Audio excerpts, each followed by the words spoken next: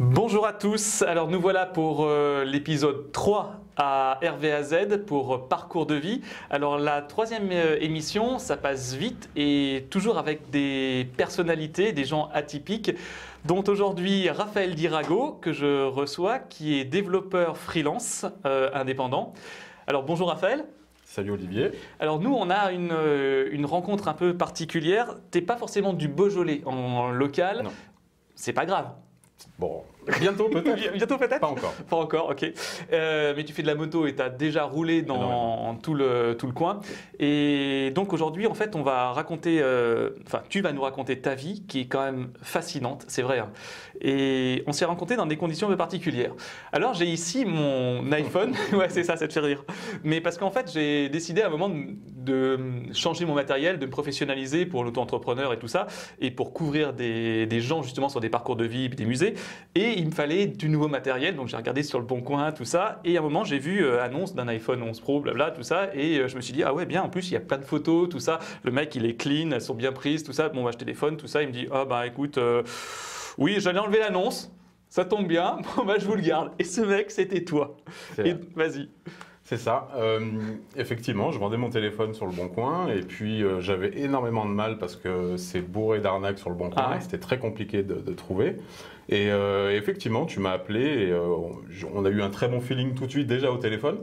Je te donnais rendez-vous à mon bureau à Saint-Laurent-d'Agny et puis on s'est rencontrés là-bas. On a fait la transaction qui s'est très bien passée. Et puis effectivement, je pense qu'on a fait une rencontre ce jour-là. Ouais. Je pense que la vie est faite de rencontres un peu particulières et ce jour-là en était une. Voilà, c'était plutôt particulier. Et puis après, tu m'as proposé de venir raconter un peu mon parcours de vie. Ouais. Avec plaisir. Parce qu'en fait, j'ai vu entre-temps que tu faisais de la photo, on y reviendra sur des bagues, t'en as une là, tu peux la montrer d'ailleurs. Oui. Elle est, ouais, c'est ça, t'en fais créer et tout ça, enfin, t'as tout un truc, ça m'a fasciné de voir, puis t'as une exposition aussi dans ton bureau ouais, ça, de choses un peu vintage, enfin, t'as plein de trucs qui m'ont parlé forcément par rapport à ma culture, à mon âge et tout ça, à notre génération. Et après, je t'ai demandé de parler de toi. Et là, tu m'as raconté des trucs mais dingues sur tout ce parcours de vie qui a été atypique, chaotique et qui fait qu'aujourd'hui, tu crées des choses qui sont fantastiques. Mais avant, on va revenir à l'enfance parce qu'effectivement, on s'est fait un petit cheminement. Et l'enfance, tu as quelques anecdotes dont tu voulais me parler et je pense qu'elles seront très utiles d'ailleurs pour tous ceux qui nous regardent, que ce soit des collégiens, des lycéens, même des gens aujourd'hui qui se posent la question de savoir quoi faire, parce que à n'importe quel âge aujourd'hui, de toute façon, et si on peut leur donner 2-3 idées, de se dire qu'ils ne sont pas seuls, ça fait extraterrestre, tu vois, mais c'est vrai en fait, et qu'on peut choisir sa vie et ce qu'on va faire, même à travers les épreuves. Même à travers les épreuves et surtout pas particulièrement à l'âge où on l'entend. C'est-à-dire que moi j'ai choisi ma voie très tard, j'aurais pu la choisir très tôt. Donc du coup, moi au niveau de mon enfance, je vivais avec ma maman qui m'a élevé, éduqué depuis mes 3 ans. On avait énormément la bougeotte, on a énormément déménagé. Pour vous donner un ordre d'idée, j'ai fait 4 écoles primaires différentes donc pendant mon primaire. Ce qui fait que je pense qu'aujourd'hui, c'est ça qui m'a aidé à être un caméléon et à me faire à n'importe quelle situation. Ce que je te disais tout à l'heure, je pourrais avoir un président en face de moi ou un livreur Uber Eats, je te parlerai exactement de la même manière, quoi. Et je pense que c'est ce qui fait ma force aujourd'hui. Ça a eu des mauvais côtés parce qu'effectivement, j'avais pas énormément d'amis, j'avais pas de port d'attache entre guillemets. Et puis, mais ça m'a forgé, ça a fait ce que je suis aujourd'hui et j'en suis très fier. Ma mère a fait tout ce qu'il fallait pour moi. On roulait pas sur l'or, mais j'ai jamais manqué de rien. Enfin, voilà. Et puis, donc dans cette enfance, donc beaucoup d'écoles. J'ai été en collège en ZEP, qui s'est très bien passé. J'avais plutôt des bons résultats, mais plutôt feignant. Moi, sur mon carnet, c'était beaucoup écrit se repose sur ses acquis, énormément, sur toutes les pages. Et c'était vrai, c'est-à-dire que j'avais des facilités dans certaines matières, comme les maths, le français. J'avais ces facultés, mais plutôt feignant, plutôt qui se laissait vivre, quoi. Je me laissais beaucoup vivre. Et en fait, à cette époque-là, au collège, je découvre l'informatique, je découvre Internet. J'ai mon premier ordinateur, et puis là, c'était le feu. Enfin, c'était l'explosion. pour que vous compreniez un petit peu ce que j'ai vécu à ce moment-là, c'est ce qu'on vit actuellement pour Bitcoin. C'est très early, c'est au début d'Internet. On découvre, oh là là, on peut créer des forums, créer des sites Internet. C'était juste incroyable. Et attention, ce n'était pas les sites d'Internet d'aujourd'hui. On faisait quelque chose qui était pas aussi beau qu'aujourd'hui. Non, je m'en souviens. C'était des lignes, c'était horrible. Voilà. Mais au moins, tu communiquais. Exactement. Et j'avais cette envie de rassembler les gens. Et c'est pour ça que finalement, j'ai commencé à faire des forums. C'est que j'avais des passions, donc j'avais l'informatique, j'avais d'autres hobbies, mais j'avais envie de créer des forums pour que les gens parlent de ces choses-là. Et donc ça a commencé au collège, mais c'était une passion, c'était vraiment quelque chose qui m'animait. Je me disais pas finalement, je vais en faire mon métier, c'est sûr et certain, plus tard je vais faire de l'informatique. On était dans une situation où effectivement j'étais dans un collège en ZEP, les perspectives d'avenir n'étaient pas exceptionnelles non plus.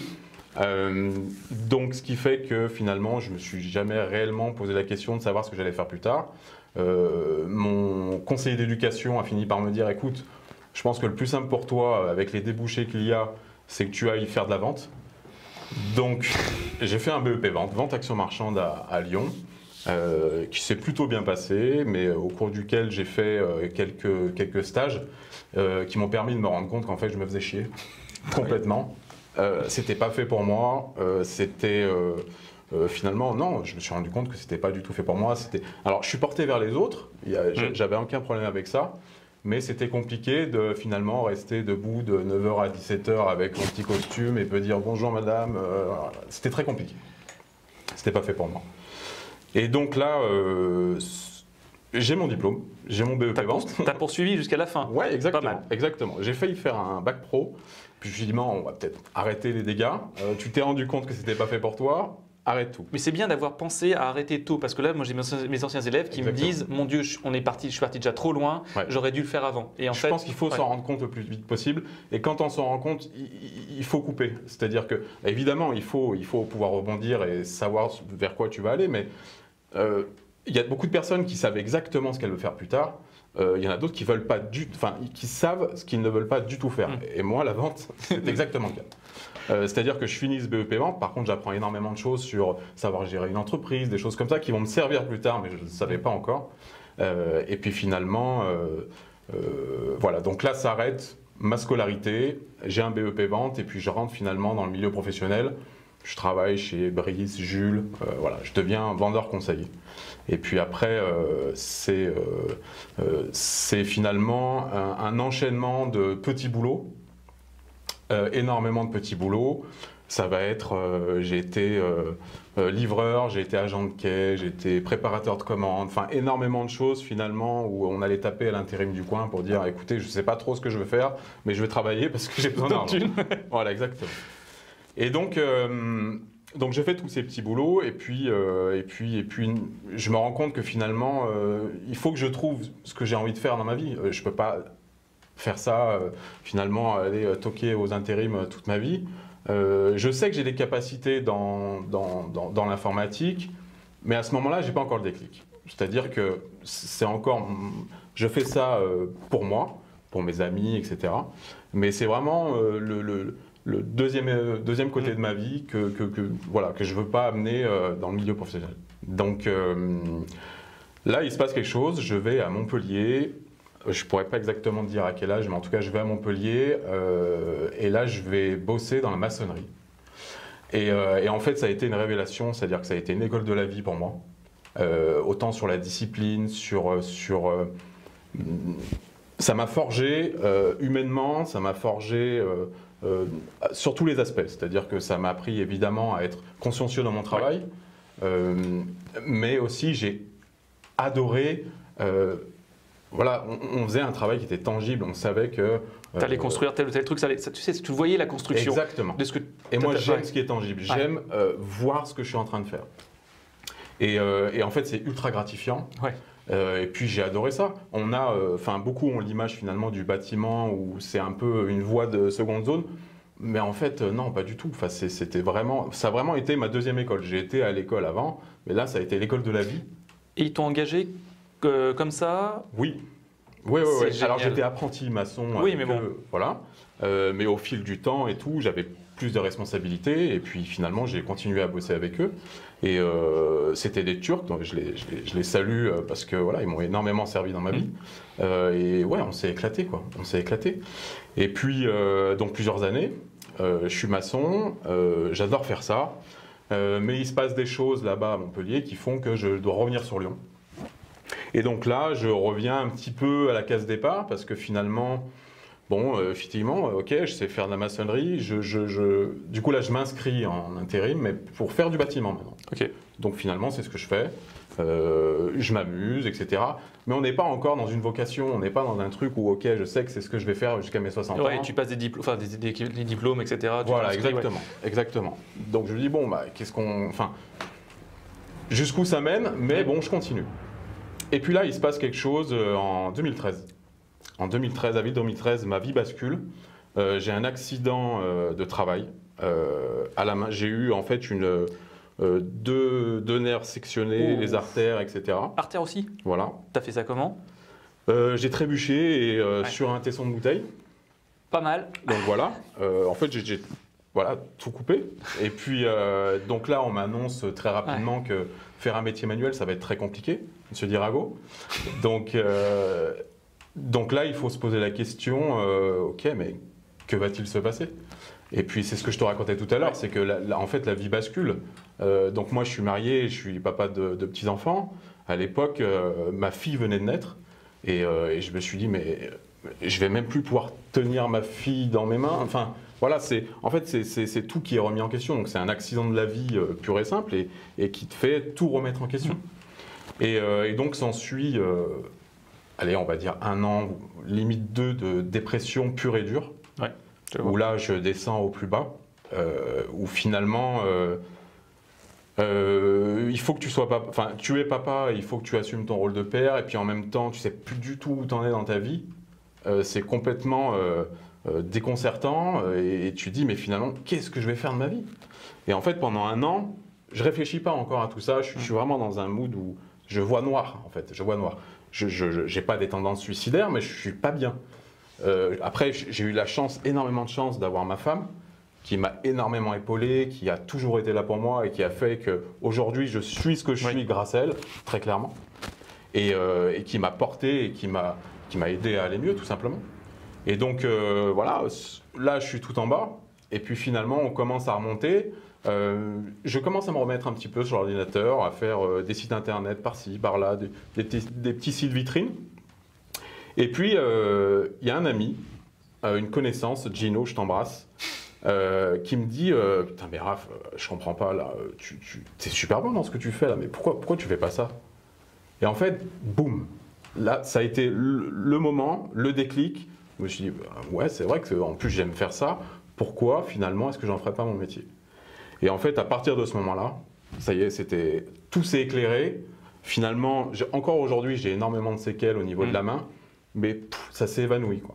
C'est ok, je sais ce que je vais faire, et ça y est, ça a réellement été une seconde vie, une seconde nature, enfin une seconde. Une renaissance. Voilà, exactement. C'est ça. Une renaissance, ouais. C'est ça. Donc finalement. Là, je me dis, ok, donc tu es bon dans ce que tu fais. Oui, effectivement, tu sais faire l'informatique. Ok, mais je veux dire, on va aller dans un milieu professionnel. Il faut que tu sois professionnel. Oui.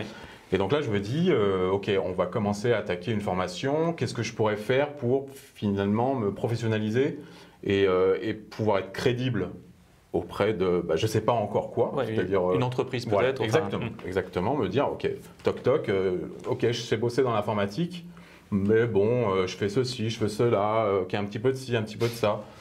Non. Et donc là, je décide de faire une formation qui s'appelle Simplon.co.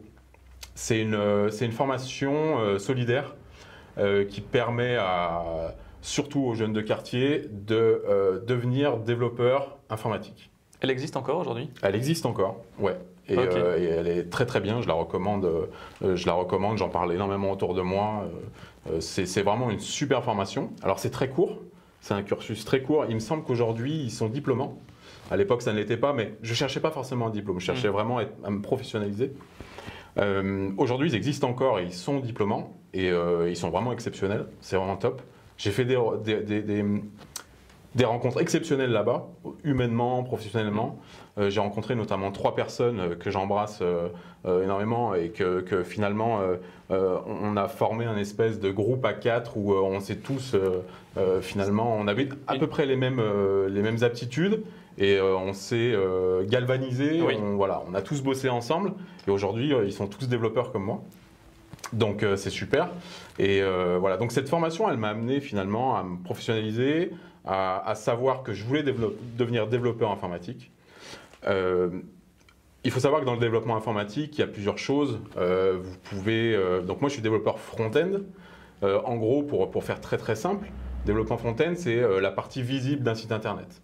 Donc ça va être l'interface, les animations, voilà, c'est tout ce qui se passe devant.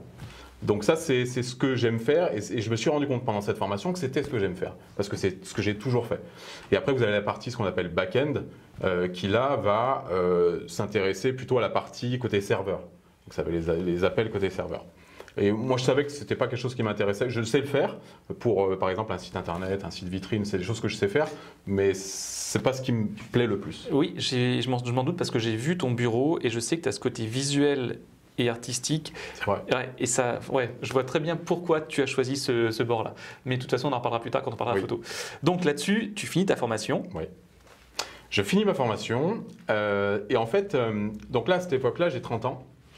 Et puis en discutant avec les autres élèves, tous me disent bon bah écoute, moi je vais aller dans telle boîte, moi je vais aller dans telle boîte. En fait, quand je les entends parler, je me retrouve pas là-dedans. C'est-à-dire qu'aujourd'hui, un développeur, quand il commence dans le milieu professionnel, souvent ils vont aller dans une boîte, ce qu'on appelle une SS2I. Maintenant on appelle ça une ESN, mais pour moi c'est toujours une SS2I.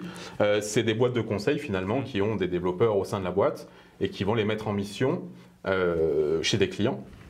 Et puis, en fait, je ne me reconnaissais pas du tout là-dedans. On faisait des espèces d'interviews avec donc des recruteurs. Et ça me faisait chier. Ça me faisait chier. J'avais pas envie d'être salarié, en fait. J'ai compris. Et je me suis dit, bah, je vais devenir freelance. Et les autres me disaient, mais attends, mais t'as pas d'expérience, t'as rien du tout. Tu vas foncer freelance. Et oui, je sais ce que je vaux. Je sais ce que je sais faire. J'ai envie d'avoir ce contact avec mon client professionnel. Et en fait, j'aurais eu cette impression finalement de downgrader, d'aller à un niveau plus bas finalement, de retourner dans le salariat. Je me dis, ok, j'ai des compétences, maintenant ça y est, je suis professionnel, j'ai envie de step up, de monter d'un niveau réellement et de me confronter à ce milieu-là. Et en fait, je finis même pas encore la formation, je m'inscris sur une plateforme, je ne sais pas si je peux le dire le nom. Si, moi, de toute façon, c'est libre. Hein. Voilà, eh ben, c'est une plateforme qui s'appelle Malte et qui met en relation justement des freelances avec des entreprises qui ont des besoins techniques. Et donc, je m'installe chez eux et puis, enfin, je m'inscris chez Malte et puis je trouve une mission chez Michelin. Je sais pas, 2 jours, 3 jours. Donc en fait, on m'appelle, on me dit ok, rendez-vous tel jour. J'ai même pas encore fini la formation. Et puis je finis la formation, je rencontre ces gens, super feeling. Je bosse énormément au feeling, tu l'as vu quand on s'est rencontrés. Oui, mais ça me va bien. Voilà, je bosse énormément au feeling. Vous pouvez vous appeler Michelin ou je ne sais quoi. Si j'avais pas eu ce feeling, je n'y serais pas allé. Et non, super feeling. Et puis finalement, ça s'est fini en une mission de 3 ans, dans laquelle j'ai énormément évolué, où je me suis éclaté, dans laquelle je suis devenu ce qu'on appelle lead développeur. Donc ça veut dire que moi, le petit freelance qui venait juste de débarquer, je suis devenu le manager entre guillemets des développeurs de Michelin. Et la petite anecdote, c'est quoi? C'est que pendant ma formation, on avait un tuteur, un formateur, un prof qui s'appelle Eric, que j'embrasse. Donc c'était notre prof et en fait, il est venu dans la mission Michelin. Sous entre guillemets sous des ordres. Ouais. Donc ça c'est genre le truc. C'est rigolo. Alors c'était très bizarre. Hein. Ouais. Enfin je veux dire, ça a été mon prof et je le remercie énormément parce qu'il nous a appris, avant de nous apprendre des choses, il nous a appris à apprendre, à nous finalement aller chercher l'information. Et d'ailleurs si vous êtes passionné d'informatique finalement, vous pouvez tout faire par vous-même. Aujourd'hui l'informatique permet cette chose-là de pouvoir se former nous-mêmes. Finalement, j'aurais peut-être limite pas eu besoin d'une formation parce que les choses que j'ai apprises là-bas, je les connaissais déjà. Mais c'est plus voilà, une structure. Ouais, voilà. J'avais besoin qu'on m'englobe et qu'on me dise ok, finalement, vers quoi est-ce que tu peux aller Parce qu'avant, c'était vraiment, j'avais les yeux grands ouverts et puis je me disais finalement, je vais peut-être faire ça.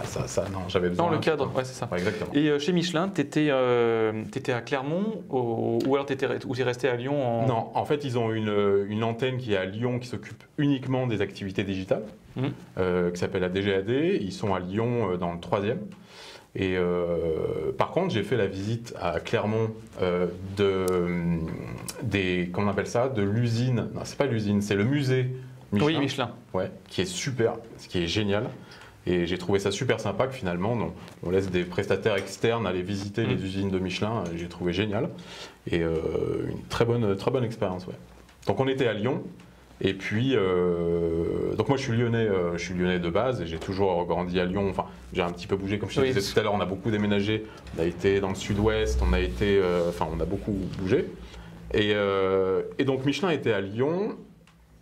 Et tu veux peut-être que je te parle de la suite? Ouais. Ouais. Parce que j'attends, il y a tous, et Salto, il y a toi après. Ouais, il y a encore des choses derrière, effectivement. Salto, c'est le cas de le dire.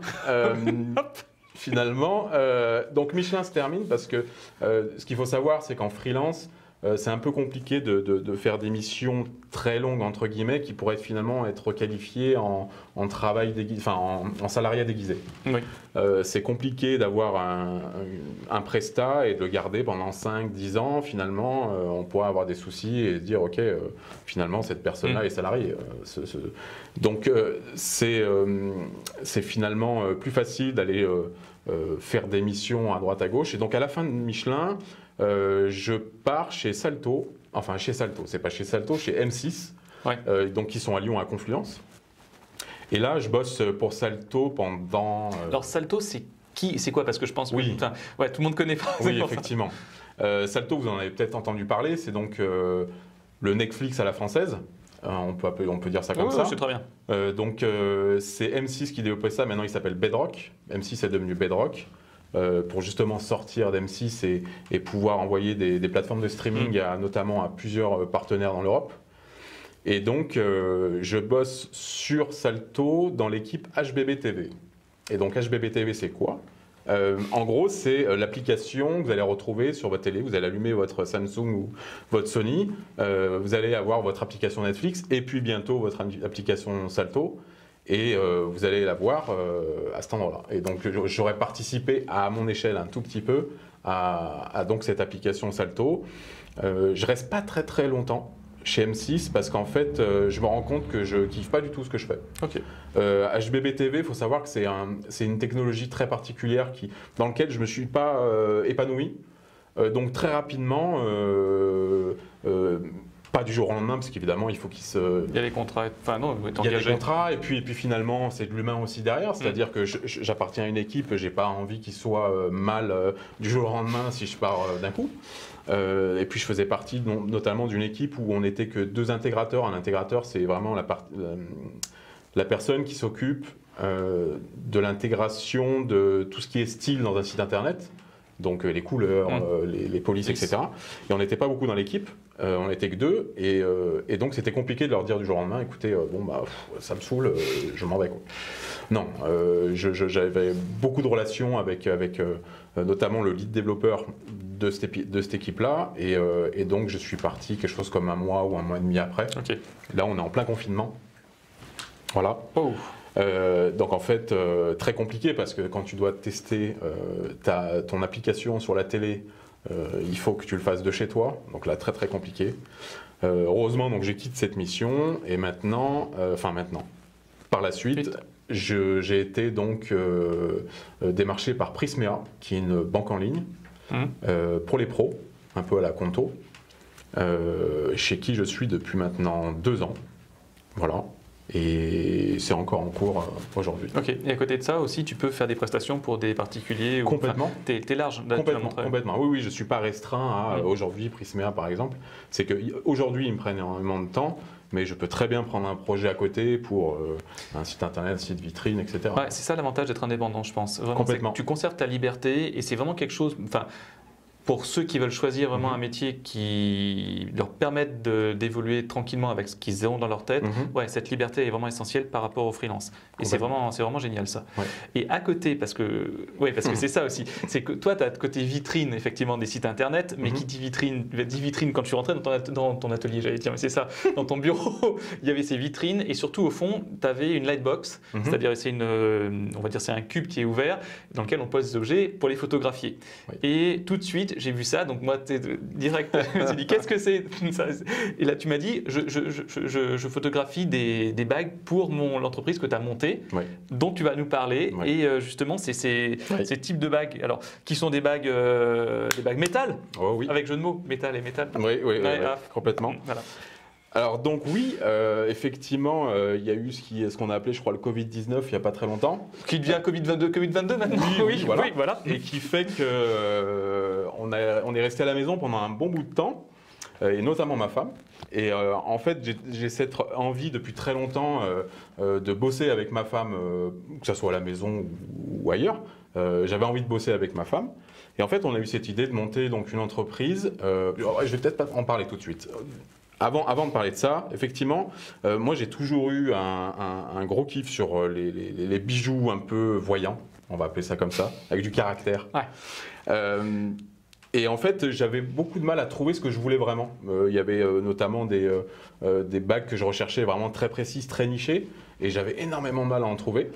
Et donc de là est venue l'idée de monter une boîte avec ma femme, qui va donc être de proposer des créations d'artistes, d'artisans, joailliers, de forgerons sur un site internet qui s'appelle donc L'Effronté et dans lequel on propose tout un tas de produits, donc des bagues, des colliers, des pendentifs. Mais comment t'es Alors, il y a deux questions en fait. La première, c'est comment t'es passé avec ta femme au statut du genre, viens, on va monter une boîte, parce que ça peut faire peur de se lancer là-dedans, c'est cette première question. Et la seconde, c'est comment t'as contacté tous ces joailliers, tous ces artistes pour qu'ils intègrent ta structure et qu'ils se disent, bah, tiens, on va faire ça, etc. Enfin, les deux sont un peu liés, mais... Alors, le processus de création, en gros, ce qui se passe aujourd'hui dans le monde du commerce en ligne, c'est qu'il y a une grosse mode en ce moment qui s'appelle le dropshipping, que beaucoup connaissent, et qui finalement se résume à plugger le stock d'un grossiste quelque part, souvent en Asie, pour aller inonder le marché français. Nous, on ne voulait pas du tout ça. On voulait être propriétaire de notre produit. Ouais. On voulait être à l'idée de ce produit-là. Donc en fait, on était dans une démarche où il fallait aller toquer à beaucoup de portes, des artisans joailliers, leur dire écoutez, on n'est pas forcément de ce milieu, mais par contre on va se lancer pour créer une boîte qui va vendre des bijoux. Je vais pas te mentir, on a eu beaucoup de portes fermées. Et puis d'autres qui ont dit mais ouais, ça a l'air super cool. Et on nous a accompagnés énormément. Alors je me suis cassé la gueule beaucoup de fois. Ouais, mais ce que tu me disais tout à l'heure sur l'échec, et on reviendra sur la fin, mais il faut. Ah, complètement. Enfin, je veux dire, il faut, c'est obligatoire. J'ai jamais autant appris que quand je me suis cassé la gueule. Très clairement. On apprend effectivement quand on réussit dans la vie, c'est vrai, mais je n'ai jamais autant appris dans ma vie que quand je me suis cassé la gueule. Et moi, je demande qu'à me casser la gueule. Parce que c'est comme ça qu'on devient meilleur, parce que c'est comme ça qu'on ne reproduira pas une même erreur. Et c'est ça qui a fait qu'aujourd'hui, finalement, ce que je suis aujourd'hui. Et oui, si vraiment il y a un message à faire passer aujourd'hui, c'est clairement faites des erreurs. Eh bien, tu vois, ça me fait penser. Donc, j'ai une amie qui me disait là ces derniers jours que quand on est petit, tu sais, quand on apprend à marcher pendant cette phase où on apprend, on tombe 2500 fois. Et tu sais, toujours tu tombes, tu te relèves, tu tombes, tu te relèves. Ouais. Et en fait, je ne sais pas à quel moment on est passé dans notre société à dire que l'erreur c'était fini, ça conditionnait la suite. Non, en fait. C'est justement ça qui fait grandir et qui fait qu'on ne fera pas ça ou on le fera différemment. Complètement. C'est hyper important de changer ces mentalités-là. C'est pas grave, c'est normal. Oui, complètement. Et il y en a beaucoup qui ont peur de cet échec-là. Comme il y en a qui ont peur, par exemple, tu disais tout à l'heure que monter une boîte, ça fait peur. Oui, ça fait peur, mais c'est pas grave. Je veux dire, on n'a qu'une vie. Si on ne le fait pas maintenant, on ne le fera jamais. Et puis, évidemment que le freelance m'a aidé beaucoup à finalement me détendre sur tout ce qui est entrepreneuriat, tout ce qui est création de boîte. Le freelance m'a beaucoup détendu là-dessus. J'ai rencontré évidemment des entrepreneurs qui m'ont ouvert un monde de possibilités énormes. Le champ des possibilités est énorme. Donc, finalement, créer une boîte, non, ça m'a pas plus fait peur que ça. Je comprends les gens qui ont peur, mais je pense que si on a une idée, il faut y aller, il faut se lancer. Vous vous cassez la gueule, c'est pas grave. Qu'est-ce qui se passe derrière? Effectivement, si vous êtes salarié ou peut-être même pas, c'est-à-dire que vous êtes peut-être jeune, une vingtaine d'années, vous avez une idée, j'aimerais bien monter une boîte, mais non, j'ose pas, j'ai un petit peu peur. Imagine si ça marche pas. Et imagine si ça marche. C'est ça. Imagine si ça marche. Même, c'est même pas devenir. Enfin, il y en a beaucoup aujourd'hui, on entend beaucoup sur Internet devenir riche en 5 minutes. On s'en fout de devenir riche. Nous, ce qu'on veut, c'est s'enrichir, mais de choses qui vont faire que notre vie, elle est pleine. Elle est pleine. Moi, tout ce que je fais aujourd'hui, alors je ne suis pas quelqu'un de riche du tout. Je gagne très confortablement ma vie. Mais surtout, avant tout, je fais des trucs qui me font kiffer dans ce que je fais. Je fais énormément de choses variées. Alors effectivement, j'ai un commerce en ligne, donc c'est donc rentrer en contact avec des joailliers, établir une confiance avec eux, établir une confiance avec mes clients aussi, parce que c'est difficile de finalement dire bah, écoutez, moi je vous vends des bijoux, mais je suis personne, je ne suis pas n'importe quelle marque. Voilà, c'est compliqué. La vie, de toute façon, est un parcours semé d'embûches. Mais il faut aimer les embûches, c'est ça qui fait que vous allez vous relever. Comment voulez-vous vous relever si vous ne tombez pas? Et si vous ne tombez pas, finalement... C'est linéaire et c'est pas possible, de toute façon. Exactement. Alors après, on peut aimer une vie linéaire et voilà. Vous êtes libre de ça. Mais en tout cas, ceux qui ont un minimum d'ambition et qui finalement... Enfin, je ne sais pas si c'est de l'ambition. Enfin, non, c'est pas l'ambition, c'est vrai. C'est ça, parce que c'était tellement galvaudé. Je comprends l'idée de l'ambition, mais ça sera malvenu là. De faire quelque chose avec ce qu'on aime, je pense. Voilà, c'est ça. Et avoir peur de se dire... ouais, mais si ça marche pas, et si. Lancez-vous, c'est pas grave. De toute façon, vous arriverez toujours à rebondir. Ouais. Toujours. Donc là-dessus, tu contactes tes joailliers et tes artisans. Ils répondent oui pour certains. Oui. Et après parce que la manufacture, tout ça, comment ça se passe Donc, la plupart du temps, ce qui se passe, donc oui, effectivement, on a bossé, en ce moment, on bosse énormément avec la Suède. On a eu bossé avec l'Ukraine et la Russie, c'est un petit peu compliqué en ce moment, mais on ne travaille plus, j'allais dire heureusement, mais j'ai une grosse pensée évidemment pour eux. Mais, donc on bosse exclusivement avec la Suède. Ce qui se passe, c'est qu'on a, donc nous, des envies de... donc nous, on ne dessine pas, on ne fait rien du tout. C'est-à-dire qu'on a une totale confiance en notre artisan. Il a le savoir-faire. Nous, on est juste là, on est une vitrine. Moi, je sais créer des sites internet, je sais faire du marketing, je sais faire beaucoup de choses derrière, mais je ne sais pas faire des bijoux. Je lui laisse cette partie-là. J'ai une idée, ok, bah, j'aimerais bien, tiens, voilà, je veux une bague avec effectivement une tête de mort avec des corbeaux, voilà, je veux, et puis je veux un truc qui envoie du lourd. Moi, je veux des bijoux qui envoient du lourd, c'est-à-dire que je veux de la qualité, mais je veux évidemment que ce soit le plus abordable possible pour mes clients. Donc, bon, bah, c'est de la tractation, c'est toutes ces choses-là. Mais le processus, c'est voilà, on a une idée, ou alors lui a une idée, et souvent elles sont très bonnes, et il y a énormément de ces idées qui sont sur le site internet. Il va concevoir le bijou, donc il y a tout un processus où donc c'est de la fonte à la cire perdue. Bah, la plupart du temps, c'est comme ça le processus. Alors, tu peux reproduire cette bague, puisque c'est le cas. Entre guillemets, à l'infini. Voilà. Oui. Enfin, pas à l'infini, parce que le modèle en lui-même finit par s'effriter et il faut en refaire. Mais globalement, c'est ça, effectivement. Après, il y a énormément de travail de polissage. Après, il y a je sais que nous, on aime énormément faire une belle finition. Donc, il va y avoir, nous, ce qu'on appelle le polyoxydé noirci. Donc, c'est volontairement oxydé. Oui. Ce qui fait que nos bijoux, finalement, avec l'argent, ce qui se passe beaucoup, c'est qu'il y a un moment donné où ça s'oxyde, c'est normal, c'est de l'argent. Avec le contact de l'oxygène, il s'oxyde. Et nous, on va chercher cette oxydation parce qu'on trouve que ça donne un sacré caractère aux bijoux. Alors évidemment, ça reste de l'argent, donc il y a de l'entretien, c'est des bijoux comme les autres. Et on a réussi à faire ce qu'on voulait faire, c'est-à-dire de fournir finalement des produits qui sortent un petit peu de l'ordinaire. On sait qu'on est niché, hein, on ne fera jamais une bague. Par exemple, cette bague-là ne fait pas partie de l'effronté, et je sais que chez l'effronté, on ne la fera certainement pas, parce qu'il n'y a pas cette caractère. Nous, on veut réellement qu'il y ait un caractère prononcé dans nos produits, quoi. Et les projections, tes projections à toi, et oui, c'est ça, voilà. Ouais, les projections donc personnelles et pour les frontés, qu'est-ce que tu envisages?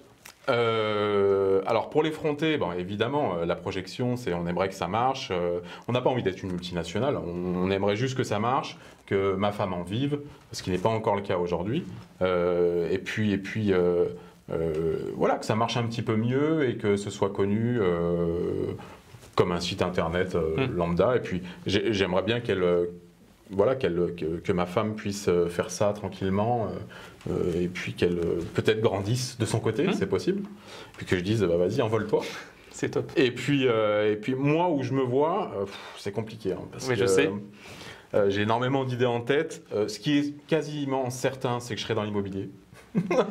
On n'en a pas encore parlé, tu vois, l'immobilier. Vas-y. Il y a de très fortes chances que je sois dans l'immobilier. Alors, on en avait parlé quand on s'était rencontrés, tu m'avais dit que tu regardais effectivement les prix d'achat, tout ça, pour retaper, faire retaper. Exactement. Et revendre. Ouais, j'ai ce projet-là effectivement donc de racheter une bicoque, un truc complètement éclaté au sol, que je puisse refaire de mes mains et détenir, hein, pas forcément pour revendre. Détenir pour détenir de l'immobilier, de la pierre, hein, tout simplement. Parce que malgré tout, il me reste... voilà, la maçonnerie, elle est là, elle est quelque part derrière, et ça me manque quelque part. Donc, alors je ne peux pas forcément allier les deux, l'informatique et la maçonnerie, c'est compliqué, à part pour faire un site pour un artisan, mais c'est plutôt compliqué. Donc du coup, ouais, je pense que j'ai envie de mettre un petit peu de ça dans ma vie d'aujourd'hui, et je pense que définitivement, j'irai vers l'immobilier pour ça. Et puis aussi parce que je suis, je me suis porté avec le temps vers l'éducation financière. Et ça, c'est aussi un message que j'aimerais faire passer aujourd'hui. J'ai eu donc j'ai été élevé par ma maman, qui n'avait pas forcément, les bases de l'éducation financière, donc je n'en ai pas eu une. Donc j'ai énormément galéré dans ma vie. Et en fait, j'ai appris que très tard que se former sur l'éducation financière, parce qu'en France, c'est un gros mot en fait. Ouais, tout à fait. L'argent est un gros mot en France. Et il ne faut pas. C'est très compliqué en France de dire je gagne 6 000, 10 000 euros par mois. C'est très compliqué. Alors que moi, j'ai aucun mal à le faire. Mais je sais que c'est compliqué. Effectivement, les mentalités sont très compliquées à faire bouger. Et en fait, l'éducation financière, c'est quoi? C'est juste simplement de savoir ce que tu fais de ton argent. Et en fait, je me suis rendu compte à 30, 32 ans que je ne savais pas m'occuper de mon argent. Et donc, voilà, si j'avais un message à faire passer aujourd'hui, c'est éduquez-vous financièrement, mais pas en mode, voilà, aller en faire de la bourse ou je ne sais quoi. C'est savoir ce qu'on fait de son argent. Voilà, c'est un des trucs qui m'a sauvé notamment quand j'étais au plus mal, parce que évidemment il y a énormément de choses à regarder, etc. Mais c'est un des trucs qui m'a sauvé parce que je pense que c'est ultra important. On nous l'apprend pas forcément à l'école. Non, et je peux comprendre. Je peux comprendre. On n'est effectivement pas là pour. Non, c'est pas une histoire de culture. C'est pas de la culture. Ça rentre quand même, à mon avis, dans l'éducation en général, parce qu'il faut savoir tenir une bourse, parce qu'après, on se retrouve dans la merde. En fait, faut le dire, si on gère pas. Et ou alors, on est tellement inadapté par rapport au processus administratif ou tout ce qui va avec. On se dit finalement, bon, bah, je vais faire un crédit pour aller acheter ceci, acheter cela. Et tu te retrouves surendetté parce que tu n'as pas géré. Complètement. Et donc, voilà, le message que j'ai, c'est, voilà, éduquez-vous financièrement. C'est pas grand-chose, finalement. C'est de se dire... J'ai tant par mois, qu'est-ce que je peux faire avec et puis pas tomber dans la facilité effectivement de se dire bon bah, je gagne 1 000 euros mais bon c'est pas grave, je vais faire un crédit pour m'acheter ça, C'est tellement simple aujourd'hui que c'est compliqué de refuser un appel, oh là là, une belle jolie publicité. Voilà, donc l'éducation financière m'a aussi pas mal sauvé. Voilà. Je te remercie. Alors comment tu voudrais terminer ? Comment je voudrais terminer Je pense que je vais terminer sur faites des erreurs. Vraiment, on l'a dit énormément dans cette vidéo.